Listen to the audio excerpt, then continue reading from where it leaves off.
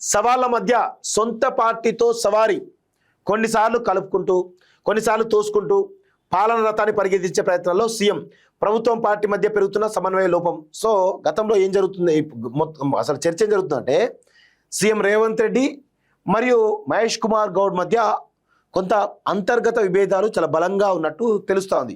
CM Revanth Reddy ఆదేశాలను మహేష్ కుమార్ పాటించలేట, మహేష్ కుమార్ ఆదేశాలను కూడా రేవంత్ రెడ్డి పాటించలేదు. సో ఇద్దరి మధ్య గ్యాప్ బలంగా పెరిగింది అనేది కూడా కొంత ఇంటర్నల్గా కాంగ్రెస్ పార్టీలో జరుగుతున్నటువంటి చర్చ. సో ఇప్పుడు దానికి మహేష్ కుమార్ గౌడ్కు అండగా సో అక్కడ ఇన్ఛార్జ్ ఎవరైతే ఉన్నారో మీనాక్షి గారు ఉండడం జరిగింది. సో ఇట్లా మొత్తానికైతే పార్టీలో అంతర్గత విభేదాలు అవుతున్నాయి. ప్రభుత్వంలో మరి వీళ్ళ పరిస్థితి ఏదో తెలియదు, కానీ మొత్తానికైతే పార్టీ వరకు అయితే ఈ విభేదాలు అయితే చాలా స్పష్టంగా ఉన్నట్టు తెలుస్తోంది. ప్రభుత్వం పార్టీ మధ్య పెరుగుతున్నటువంటి సమన్వయ లోపం, ఆదిలో హడావిడి చేసినటువంటి ఇన్ఛార్జ్ మీనాక్షి రాను రాను కొందరి మనిషిగా పనితీరు, ప్రతిపక్షాలు కౌంటర్ ఇవ్వడంలో అంటిముట్టడిగా పార్టీ నేతలు, ప్రభుత్వ పథకాలకు ప్రచారం కరువు, కోఆర్డినేషన్ అత్యవసరం అంటున్న సీనియర్లు, అసమ్మతుల విషయంలో నిమ్మకు నీరెత్తినట్టుగా పార్టీ అంటూ చూస్తున్నాం. సో అందుకే మీరు గమనించండి, రేవంత్ రెడ్డిని అటాక్ చేయడంలో ఇటు కేటీఆర్ కానీ హరీష్ రావు కానీ దూకుడుగా పోతా ఉన్నారు. అదే దూకుడు పార్టీ నుంచి రేవంత్ రెడ్డిని ప్రొటెక్ట్ చేయడంలో విఫలమవుతా ఉన్నారు. అది వాస్తవం. ఎందుకు అంటే సమన్వయ లోపం, పార్టీకి ప్రభుత్వానికి మధ్య సమన్వయ లోపం. సో ఇప్పుడు ప్రభుత్వంలో అధినేతగా సీఎం రేవంత్ రెడ్డి ఉన్నాడు, పార్టీ కార్యకర్తలు పట్టించుకోవడం లేదు, పార్టీ నాయకులను కూడా పట్టించుకోకుండా సో మోనోపోలిగా ఒక నియంత్రణగా వ్యవహరిస్తున్నాడు. కాబట్టే ఈరోజు పార్టీలో ఉన్నటువంటి వ్యక్తులు ఎవరు కూడా రేవంత్ రెడ్డికి సహకరించడం లేదు అనేది జరుగుతున్నటువంటి చర్చ. అందుకే కేటీఆర్ కౌంటర్లకు కానీ, హరీష్ రావు కౌంటర్లకు కానీ, బీజేపీ నేతల కౌంటర్లకు కానీ అధికార పార్టీ నుంచి అంతే స్థాయిలో ఆ కౌంటర్లు ఇవ్వలేకపోతున్నారు. ఎందుకు అంటే రేవంత్ రెడ్డి యొక్క నియంత పోకడలే దీనికి ప్రధానమైనటువంటి కారణంగా తెలుస్తూ ఉంది. సో తెలంగాణలో కాంగ్రెస్, అందుకే మీనాక్షి నటరాజన్ కూడా పెద్దగా న్యూట్రల్గా ఉన్నట్టుగా కనబడతా ఉంది. ఎందుకో సో పార్టీ ఫస్ట్ వచ్చినప్పుడేమో హడావుడి చేసింది, పార్టీ బలోపేతం అది ఇది అనుకుంటా హడావుడి చేసింది. తర్వాత ఏమైంది, ఆమె సైలెంట్ అయిపోయింది. ఆమె ఎక్కడ కూడా కనీసం ఇక్కడ తెలంగాణకు వస్తున్నట్టు కూడా కనబడతలేదు. ఆమె పని ఆమె చేసుకున్నట్టుగా చాలా స్పష్టంగా తెలుస్తూ ఉంది. సో నిజంగా ఆమె కనుక రేవంత్ రెడ్డితో అంటగా ఉంటే ఇప్పటికల్లా పెద్ద ఎత్తున ఆస్తులు జమ చేసుకునేది. గతంలో ఉన్నటువంటి ఇన్ఛార్జ్ విషయం చూసినాం కదా, ఆమె ఎట్లా చేసుకున్నదో. సో ఆమె కూడా చేసుకునేది, కానీ ఆమె అట్లా చేయదు. ఆమె పార్టీ మనిషి, పార్టీ లాయల్ మనిషి. రాహుల్ గాంధీ చెప్పినా కొన్నిసార్లు వినదు పార్టీ కోసం, అంతటి కమిటెడ్ నాయకురాలు కాబట్టి సో కొంత సైలెంట్గా ఉన్నట్టు అర్థమవుతోంది. సో మరి ఏం జరుగుతుందో కొంత గందరగోళ పరిస్థితి టీపీసీలో ఉన్నట్టుగా చాలా స్పష్టంగా తెలుస్తోంది. తెలంగాణలో కాంగ్రెస్ ప్రభుత్వం పగ్గాలు చేపట్టి 2 ఏళ్ళు అయింది.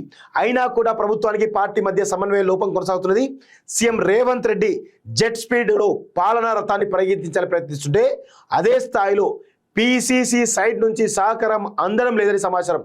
ప్రభుత్వ పథకాలు ప్రజల్లోకి తీసుకెళ్లకపోవడం, ప్రభుత్వ సారథే పార్టీ పంచాయతీలు తీర్చుకోవాలంటగా వ్యవహరిస్తుండడం, ప్రతిపక్షాల విమర్శలకు పై స్థాయి నేతలు స్పందించకపోవడం, ఇలా అనేక కారణాలకు అనుమానాలకు తావిస్తున్నాయంటూ చూస్తా ఉన్నాం.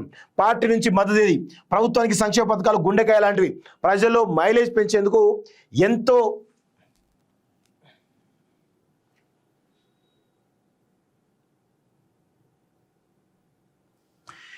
ఉపయోగపడతాయి. వీటిని ప్రజల్లోకి తీసుకెళ్లడంలో పీసీసీ ఆశించిన విధంగా పనిచేయడం లేదని విమర్శలు వినిపిస్తున్నాయి. ప్రతిపక్షాలు సోషల్ మీడియాలో చేస్తున్న దాడిని తిప్పికొట్టడంలో కాంగ్రెస్ శ్రేణులు వెనుకబడి ఉన్నాయి. ఇక ఏఐసీ ఇన్ఛార్జ్ హోదాలో రాష్ట్రానికి వచ్చిన మీనాక్షి నటరాజన్ కూడా మొదట్లో కాస్త అడావిడి చేసిన తర్వాత కొందరు మనిషిగా మారిపోయారనే ఆరోపణలు ఉన్నాయి. సో ఇప్పుడు ప్రభుత్వం పైన, ప్రభుత్వ పథకాలపైన, ప్రభుత్వ అభివృద్ధి కార్యక్రమాలపైన ప్రతిపక్షాలు బలమైనటువంటి విమర్శలు చేస్తూ ఉంటే కాంగ్రెస్ పార్టీ నుంచి సోషల్ మీడియాలో బలహీనమైన పడితే సో రేవంత్ రెడ్డి తన సొంత టీంను పెట్టుకొని మొత్తానికి బలమైనటువంటి సోషల్ మీడియాలో కొంత బలమైనటువంటి విష ప్రచారాన్ని అడ్డుకునేటువంటి ఒక ప్రయత్నం చేస్తున్నట్టుగా తెలుస్తూ ఉంది. సో లీకేజ్ రాయలతో ఇబ్బందులట. ప్రభుత్వం ఏదైనా సంచలనం తీసుకోవాలని భావిస్తే అది అధికారికంగా వెలువడక ముందే బయటకు పొక్కడం సర్కారుకు పెద్ద తలనొప్పిగా మారింది. ముఖ్యంగా హైడ్రా కూల్చివేతలు, మూసి పునర్జీవం, భూసేకరణ, హిల్ట్ పాలసీ వంటి సున్నితమైన అంశాల్లో వ్యూహాలు ముందే లీక్ అవడం వల్ల ప్రతిపక్షాలకు అస్త్రాలుగా మారుతున్నాయి. పార్టీ వారి ఈ లీకులు ఇస్తుండడంతో సమస్యగా మారింది. ప్రతిపక్షాలకు ఇవన్నీ అస్త్రాలుగా మారి ప్రభుత్వాన్ని టార్గెట్ చేస్తున్నాయి. ఇప్పుడు సీఎం రేవంత్ రెడ్డి రంగంలోకి దిగాల్సి వస్తున్నది. పార్టీ పరంగా పై స్థాయి నేతలు స్ట్రాంగ్గా మాట్లాడడం అనుమానాలకు తావిస్తున్నది అంటూ చూసాం. సో చిన్న చిన్న కామెంట్స్ విషయంలో కూడా రేవంత్ రెడ్డి కౌంటర్ ఇచ్చుకోవాల్సిన పరిస్థితి ఏర్పడ్డది. సో జూబ్లీస్ ఎన్నిక చూసినాం కదా, జూబ్లీస్లో సునాయాసంగా గెలవాల్సినటువంటి జూబ్లీస్ ఎన్నికను ఈరోజు సీఎం రేవంత్ రెడ్డి స్వయంగా రంగంలోకి దిగి బహిరంగ సభలు పెట్టి, కార్నర్ మీటింగ్లు పెట్టి, బైక్ షోలు, రోడ్ షోలు చేస్తే కానీ మళ్ళీ తర్వాత లాస్ట్ పోలింగ్ అయిపోయే వరకు కూడా మానిటరీ చేసే పరిస్థితికి వచ్చిందంటే పార్టీలో ఏ విధమైన పరిస్థితి ఉందో అర్థం చేసుకోవాలి. సో ప్రతిదీ చెప్పరాసి పని రేవంత్ రెడ్డి వేసుకోవాలి, అన్ని రేవంత్ రెడ్డి వేసుకునేటట్టుగా తయారైంది. ఎందుకు తయారైంది?